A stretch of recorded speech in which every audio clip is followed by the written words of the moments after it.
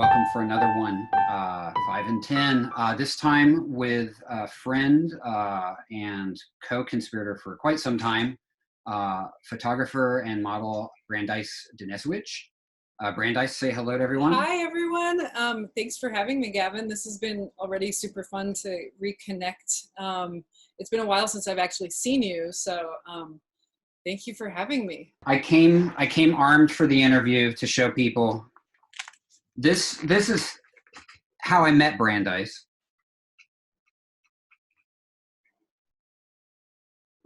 There was a good period of time where the two of us were on gigs together all the time. We were on camera together a lot for a lot of editorial. That's crazy.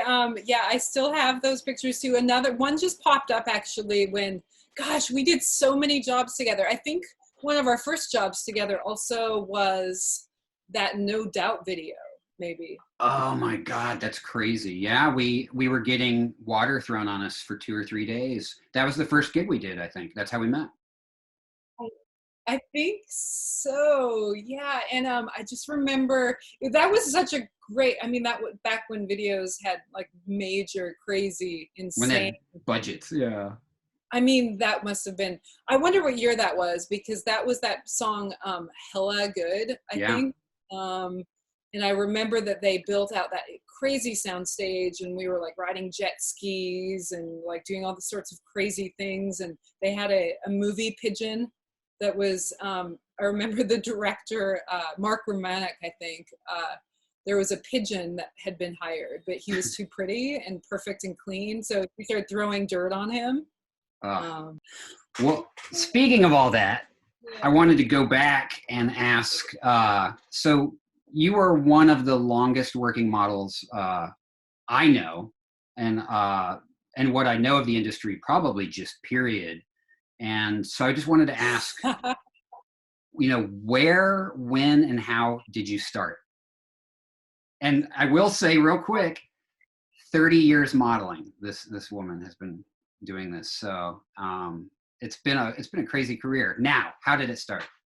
Yeah, that's really crazy. It's funny that I hadn't realized it had been that long, actually, I think, but I was discovered by my agency in my hometown of Saskatoon, Saskatchewan, I think about 2 years before I actually started modeling. A friend and I were looking for summer jobs, but we weren't old enough to have real jobs. So I remember we would go through the newspaper and look through like want ads, and they were doing like a local, like be discovered, no age limits at the local mall. And she wanted to be a model. So I was basically just going along with her to sort of entertain the idea. But I think I was in 7th grade at the time, or maybe even 6th grade. I think 7th. So basically from there, I met my agency and they were in Vancouver, and they flew me out to Vancouver to work with a few photographers to do my first 2 test shoots, which they would then send to Japan. And I was in Japan like a couple months after that first test shoot. And how old were you? I think I had just turned 13, or I might have even been 12. It was 1991. Wow. I believe I did the first photo shoot. And were you accompanied by parents? No, I went by myself. 13. No big deal. Yeah. To Japan. To Japan. It was funny because I reconnected with one of my old roommates recently on Facebook. And she was like, I don't know if you remember me. I was like, oh, that seems like yesterday. Wow. And she's obviously all grown up now. But yeah, we worked with this agency who actually, I went to a smaller city in Japan the first time called Nagoya. And they only had one agency, and we were very well taken care of. But I remember my first job was the day I had flown to Japan, gotten off the plane. They sent me a fax basically saying I had to get back on an airplane and go to Hokkaido to shoot all day. I had never been on set. I had never like done anything in my life. Wow. But I'm like, okay, I have to find the airport. I have to go to Niigata and do this job. And I remember I flew back to the town after the job that day, and I was lost. I couldn't find, I knew I lived near the TV tower. Right. But I just, for the life of me, I could not remember. I remember someone walked me to the TV tower and they're like, oh, this is where the bus will let you off. Just here's your house. And I remember just walking around for like an hour and being like, this is so weird. That's crazy. And it could, only in Japan could a child just safely walk around like that with no problem. Oh, yeah. And it's so weird because I see my friends all now that have children that are like 12, 13, adults, even older. But it doesn't seem like a very safe age to just go travel around the world. Maybe it wouldn't be as much now either, Right. but it seemed innocent enough. And what, you've worked all over, so what are some other countries you've shot in? I spent a large portion of my career in Japan, and then sort of branched out to the rest of Asia. Namely, I spent quite a bit of time in South Korea, in Hong Kong. I spent a lot of time in Singapore, actually.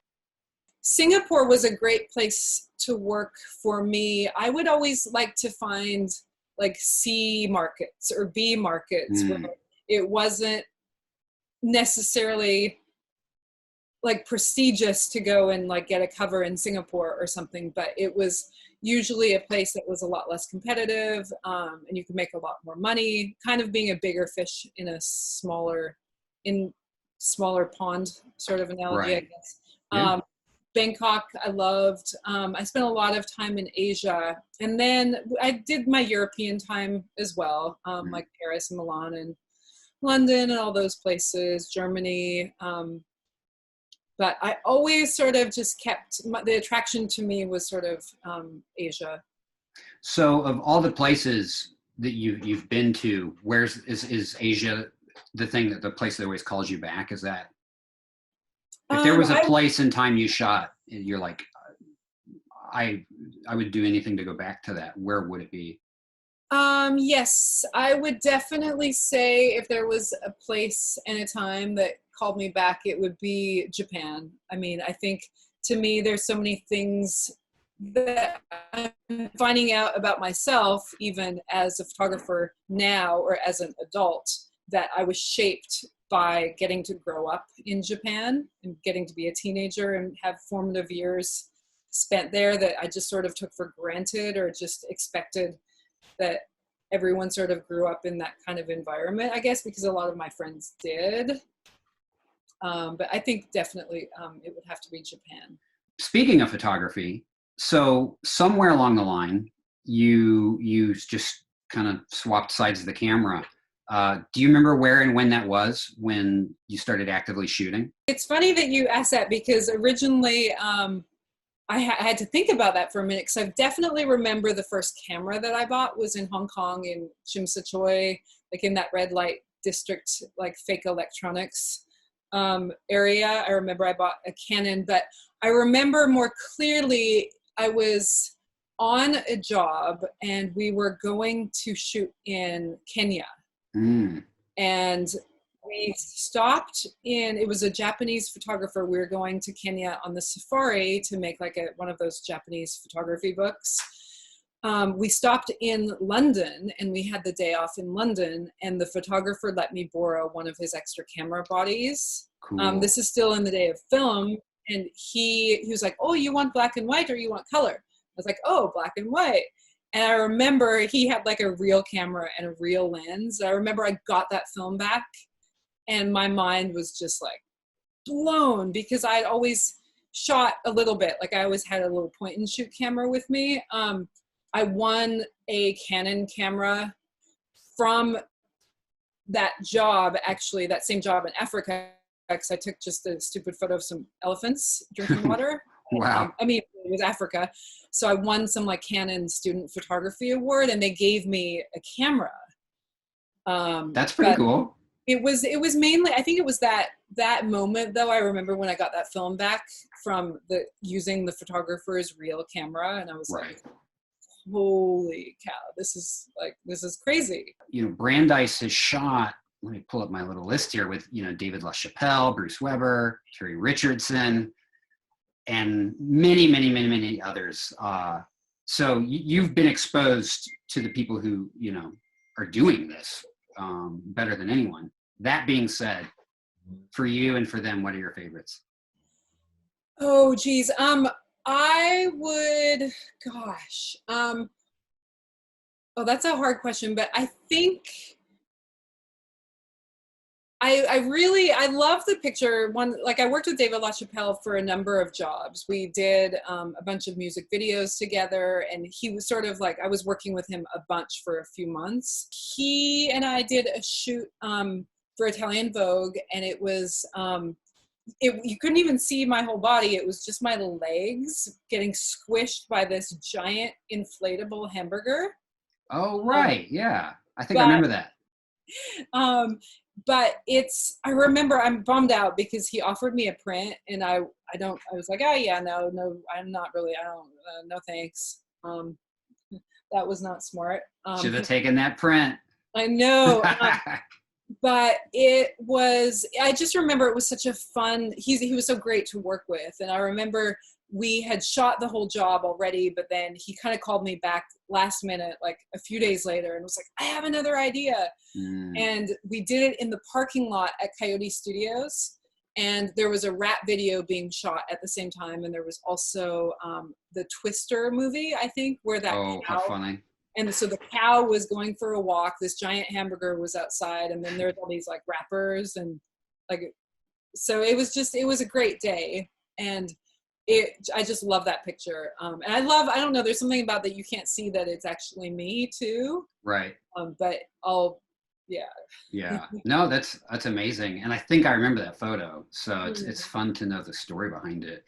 What about for you? And you've shot some stuff that's very disturbing to me that I'm like, I can't even look at this, because I mean, you've traveled and gotten down and dirty and really taken some journalistic photos that other people would look away, and you snap a photo.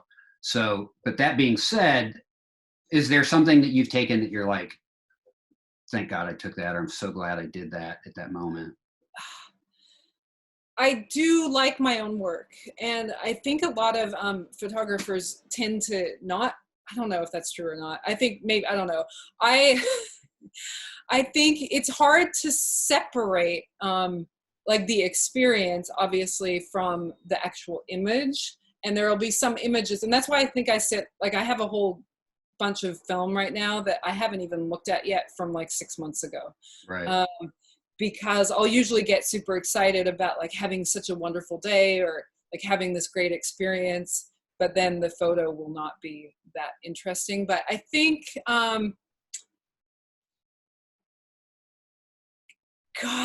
there's this one picture I really love of this young boy or girl, I don't even know, but he's in this his mother was washing laundry, and they were squatting in these like abandoned airplanes in Bangkok. Wow. And they were the people that were kind of the gatekeepers of the abandoned planes. So you go pay them like $1 or something to get in. But I love airplanes, but I was more interested at that point to spend time with that family. Yeah. There's something really weird about that picture that I like, because I think it made me realize a little bit just more about the story of the people rather than the place, because I do take a lot of photos that, are obviously place specific, but it was just such a great experience with this family. And then I realized also, sort of in thinking about that photography has sort of allowed me into so many places that I wouldn't normally be, or getting to be acquainted with people that I might not normally even have a chance or opportunity to speak with. Yeah. 100%. But yeah, I don't know. Well, and that's one part camera, one part your personality. It's, it is a combination, because not everyone can do it. Yeah, it's funny because I didn't like shooting people for a really long time for some reason. Like, I think I was maybe intimidated, or I just remember saying like, oh, I don't shoot people. Like, that's not something I do. But then I realized that I sort of like shooting people a lot more than I thought. And that it's, yeah, it's funny though, because it seems a lot easier to meet people, obviously, if you have a camera. Right. I do want to ask two things. One of which is, where can people find your work if they want to follow you and see what you're shooting? I mainly put everything on Instagram. Sometimes I'm more active than others, but at Anti-Model is my little handle there. But basically across the board, I've kind of gone with that moniker forever, Anti-Model. So if you just type that in, you can find my stuff. Anti-model, anti-model. And we're all in lockdown. For people like you and myself, that's torture. But what do you see on the other side of this? Is there anything coming up you're excited about, or anything you can talk about yet with people? Or I have been working on a TV show for the past few months before COVID hit, but we can't say anything about that yet. It's top secret, as Hollywood is. But also, I am in talks with Burn Books, David Allen Harvey, to publish a book of my work. So I think this opportunity of having this time to actually be trapped at home is a great excuse to really get working on that. Yeah, totally. And edit and look through your stuff. Wow. Well, yeah. I will, of course, be keeping an eye out for that. And I really appreciate you spending time and talking about some of your adventures. Well, I'm super happy that you reached out, and it's super cool to get to reconnect. It's funny because I think, like, even though we don't get to see each other all the time, it's like, I think even just having social media and just seeing a little bit about like what you're up to here and there, it kind of, it's nice. I like it. I don't know. Oh, yeah, I appreciate it. It's weird times we're in. It is strange times. That is for sure. But I love what you're doing, and I love these interview things. Are super interesting. It's cool to get to meet some of your cool friends too. I don't know what I've accomplished with my life, but I have definitely met some very cool people. I like showing them off. Yeah. That's awesome. So I will end it on that for the recording, and thank you so much. Bye, everybody. Oh, we both did that. Yeah, you see, yeah, we know what we're doing here.